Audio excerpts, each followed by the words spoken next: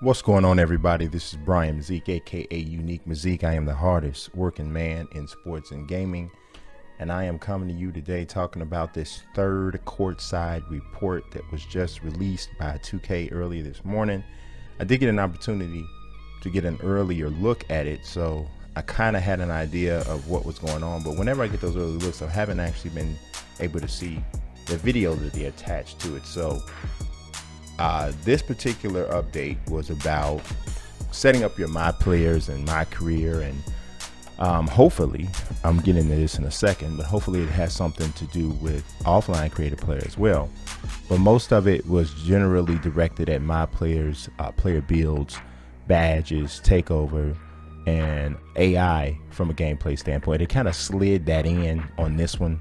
I kind of think it might have fit a little bit better on courtside report 1 or 2, but nonetheless, we got a chance to learn a little bit about the AI in this year's game on next gen. I'm just going to say before I even get started, man, they've done a really good job, and I don't say anything just that clean about from a compliment on 2K lately. And when I say lately, I'm talking about the last 2 or 3 years. But they've done a really good job, I think, of laying a foundation for next gen 2K. They started off with a very NBA centric type of information that they were giving, and they started off right with gameplay and conceptually, because obviously I haven't had a chance to play it yet, but conceptually I really like the direction that it appears they're going from a gameplay standpoint. So let's talk more specifically about what they had today. No more pie charts. So in the blog, they tell you that whole pie chart screen that I really never liked when you're creating your my player. Now, I'm gonna be honest with you, that whole pie chart concept really turned me away from my career. The amount of time I spent on my career has drastically decreased ever since they introduced those pie charts. So I guess that's like what, the last 2, maybe 3 years, I can't remember exactly, but it has drastically decreased. I don't like all those restrictions, and of course they still do have some restrictions, but now you do have, and I'm quoting Mike Wang here, control over every setting for each individual rating.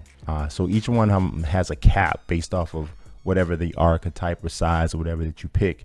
But it just, when you look at the screens, you look at the video here that I'm including, it's just not nearly as restricting as it once was. So I'm very happy that they've done that. I really still want to see exactly how it manifests itself.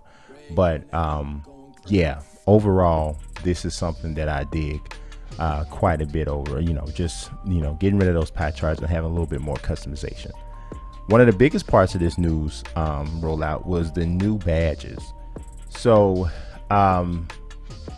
the whole way that you acquire badges is pretty similar, but it's a little different because of the way that you can allocate your ratings attributes and stuff like that. So it builds up to some different badges. Now they have Fearless Finisher, and I'm gonna try to put some of these new badge icons on the screen. Fearless Finishers boost contact layups and decrease fatigue.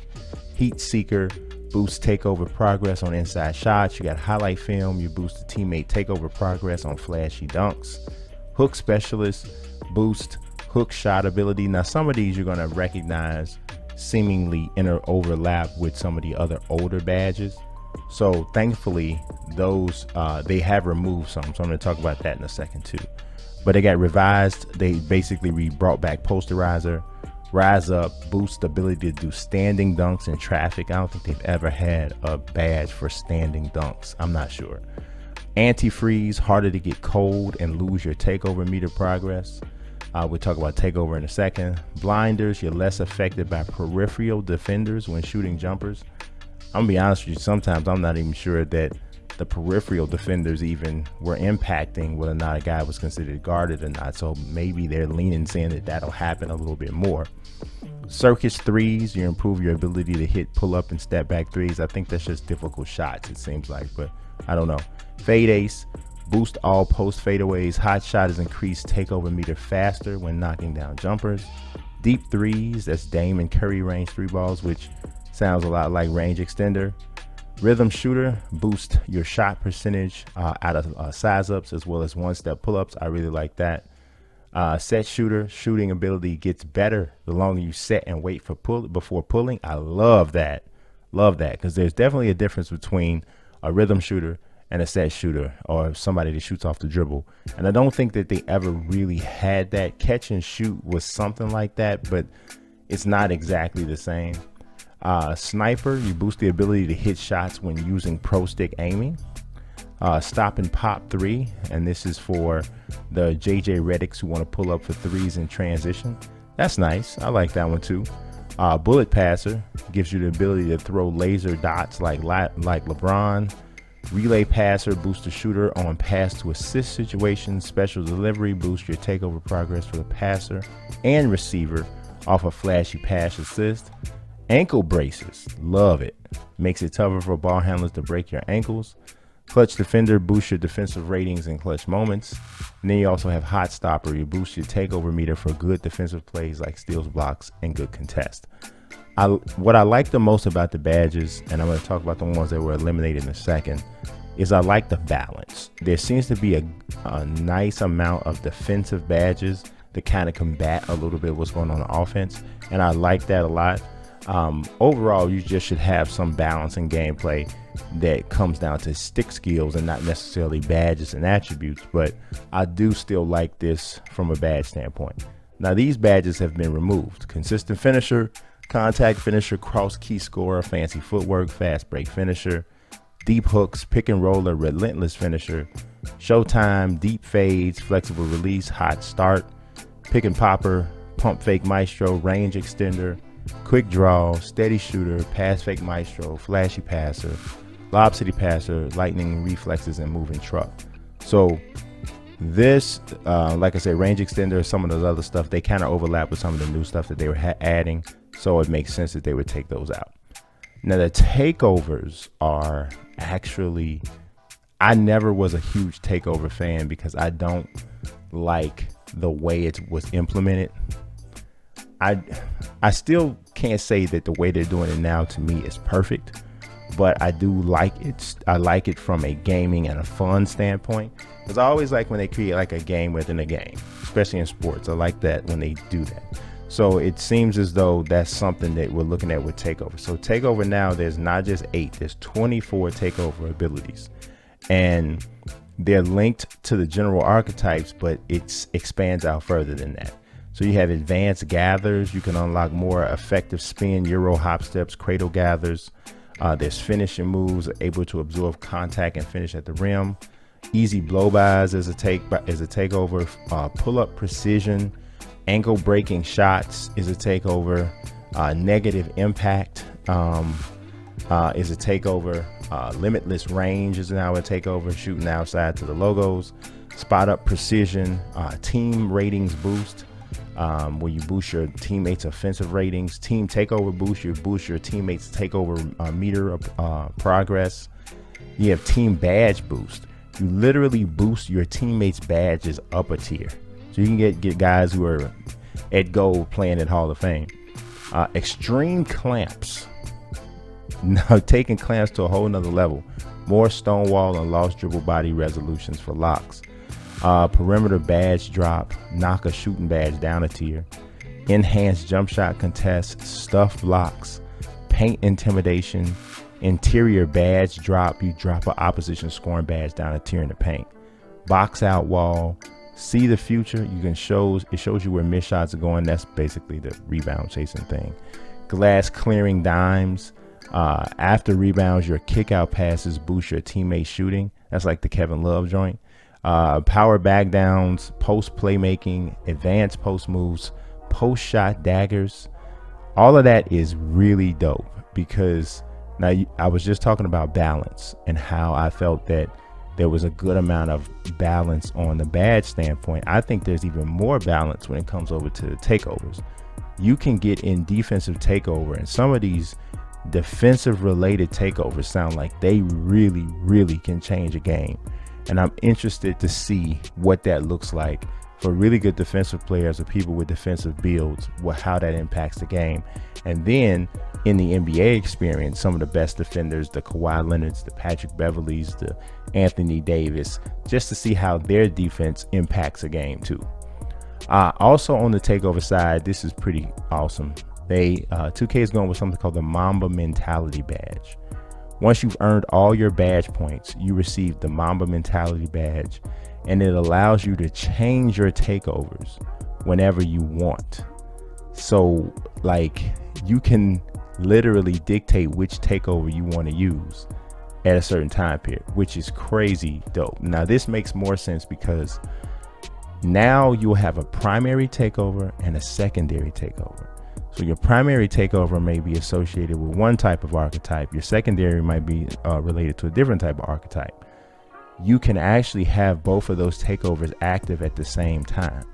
So you can really literally be dominant in two different areas of the game from a takeover standpoint.